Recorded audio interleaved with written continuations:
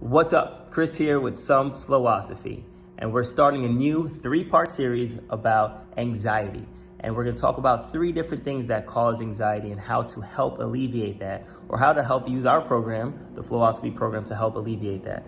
And so the first one we're going to be discussing today is extremely important, and a lot of you have probably gone through it at some point throughout your day, throughout your life, and probably on a weekly basis. You feel this thing and you have no way to describe it, and why you feel so anxious when people ask you little itty bitty questions and you freak out. Have you ever come home from a long day of work and doing things, and then someone says, or your partner or significant other says, well, what do you want to do for dinner? And it just drives you crazy. Like, just make a decision. Don't ask me what to do. You just decide and we just do that thing, right? And what you may be suffering from is what they call decision fatigue. Yes, there's a certain thing called decision fatigue. And what that is if you make enough decisions throughout the day, and I can't remember the exact number, but there's a book called Top Dogs by, I wrote the name down, Poe Bronson and Ashley Merriman. I'll put the picture up here for that book. But really cool book. And what it talked about when the part about decision fatigue was they did a research and they looked at judges. And before lunchtime or early in the morning, the judges were more likely to listen to the case and take everything into consideration before making a decision.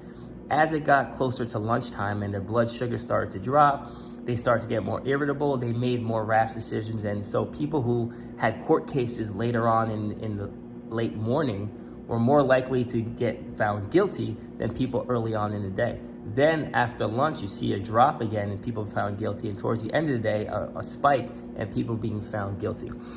So what happens is they suffer from a decision fatigue where you have to make so many decisions and you have to listen to all this stuff. At a certain point, you get tired of making those decisions.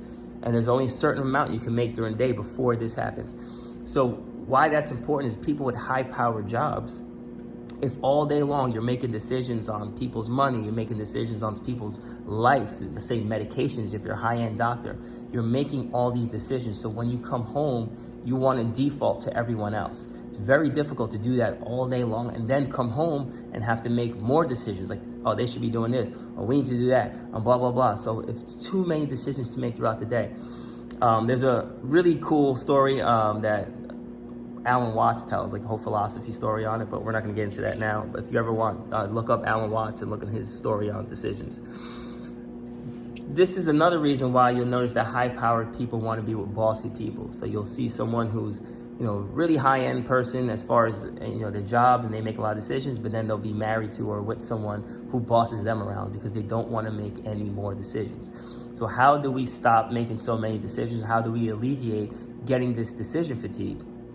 And the one way that I know that has helped tremendously is if you write out your day. So setting your structure, so your daily plan. So throughout the day, here are the things I know I have to do.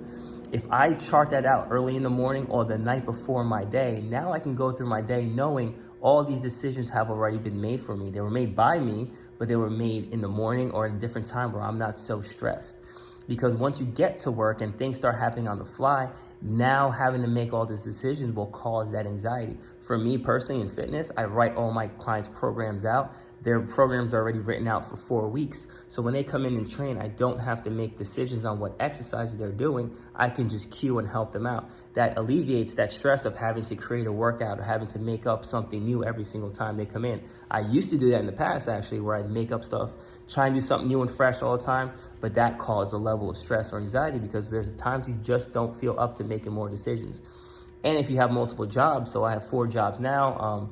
In the past, I had 6 jobs, and one job, and particularly working at the high school, required a lot of decisions and the health and well-being of young athletes. So if you're stressed and have anxiety already, then you're going in throughout the day and making more and more and more crazy decisions. And then by the time you get home, you are so emotionally and mentally drained.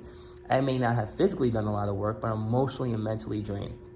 So if you can chart out your day and start writing things out, it takes away the amount of decisions you have to make so that when it comes time to, hey, what do you want to do for dinner? You can sit there and go, let's see what I'm in the mood for. You can actually make a decision without jumping down someone's throat or yelling at them because they're asking you, what do you want for dinner? They're asking you to make a simple choice. Hey, what color paint do you want on the wall? You're like, you just decide, and you get so mad and create friction or an argument because you're so anxious because you've already made so many decisions throughout that day, and your significant other or partner may not understand that, hey, I don't know what you did all day. I don't know you were making all these decisions and being stressed all day. Or I may have my own stuff I dealt with all day making decisions, and now you're mad at me, and now it causes a rift between the two. So decision fatigue is a real thing. Look it up if you haven't heard about it before.